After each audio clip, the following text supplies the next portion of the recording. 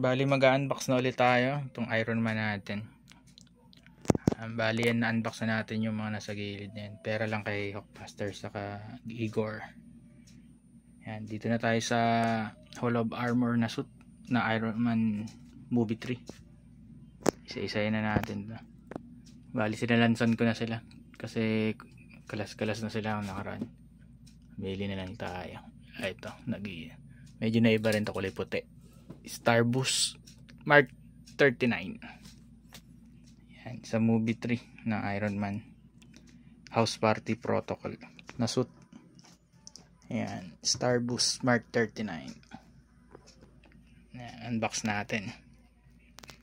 Starboost na armor ni Iron Man sa Movie 3. Yan, sa House Party Protocol.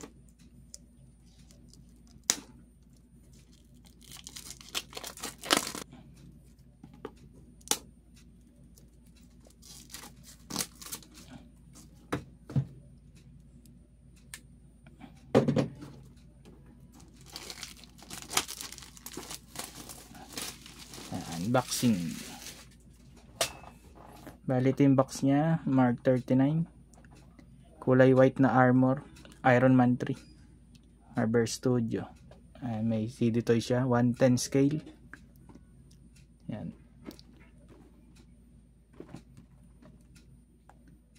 kulay white, ganda rin ito. Yan, bali CD toys, Shundong Toys. Yan, bali license siya ng Disney. Yan ba, authentic siya. Nagawa ng Marvel Studio ng Disney. Buksan na natin, magnetic yung mga lagayan ng mga box ng CD toys. Wow, grabe, maganda. Ganda ng kombinasyon ng gold saka white. Tingnan na natin. Ganda talagang armor na to. Bali ito yung pinaka accessories nya. Stand. May extra helmet siya.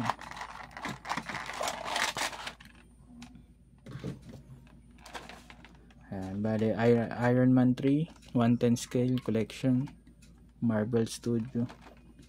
May 4 na blast effect, 3 extra hand set, tapos meron siyang napapalitan yung pinaka mukha niya. Bali dito na tayo sa mismong Iron Man.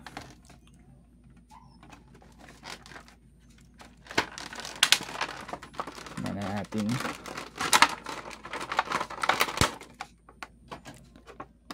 Ang ganda. Ganda ng details nito.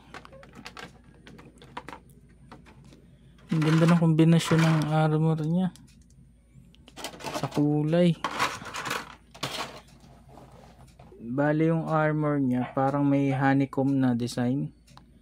Ito, yung fiber siguro kasi pang ano daw to, space na suit ni Iron Man. Dinesign niya para sa space.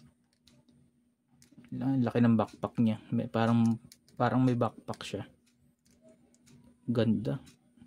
Ayan, bali honeycomb design dito sa black na armor. Ayan. Fiber siguro to kasi pang space, lahat magaan siya.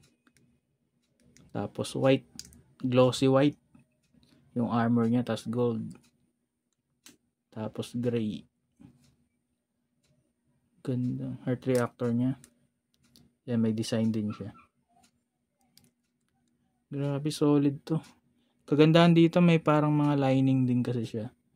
Kaya ang ganda, lumabas yung details niya. Tapos may decals na design. Yan. Ito yung backpack niya, yung pang booster. Tapos may side skirt siya. Ito, gumagalaw. Side skirt para sa articulation niya. Ang haba ng nipad niya. Ayan, may nipad siya mahaba. Pang space. Pero ang ganda, stig to. Solid to. Sa armor na nabuksan ko ngayon, sobrang solid to. Napaka solid na armor to. Bali shoulder pad, yan na gumagalaw rin. Butterfly joint na abante, na atras. Ayan, articulation niya. Grabe, ang ganda. Sobrang ganda pag sa personal, pag nakita nyo siya. Astig siya. Ganda to, solid. Ito masasabi ko solid sa isang armor niya na to.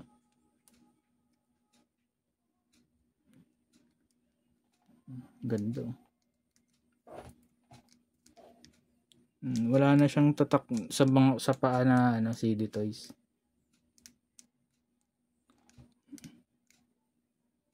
Ganda ng details nito, grabe. Solid to. Bali hips. Ayan, nabababa taas din. Para sa articulation niya. Yung paa niya, hita. Ayan, na-adjust baba taas din. Bali 7 inches pala yung mga ganitong Ironman. 1/10. Bali 18 cm. Gawa na natin ng montage. Yung ano pala, helmet, paano ba tinatanggal to? Kasi may extra siya.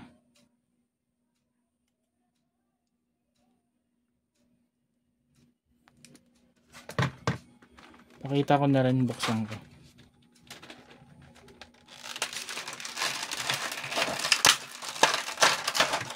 Ito, meron siya pang nasa space siguro. Tinatakpan yung mata niya. Naka-close yung mata niya. Ayan, wala. Saka yung bibig.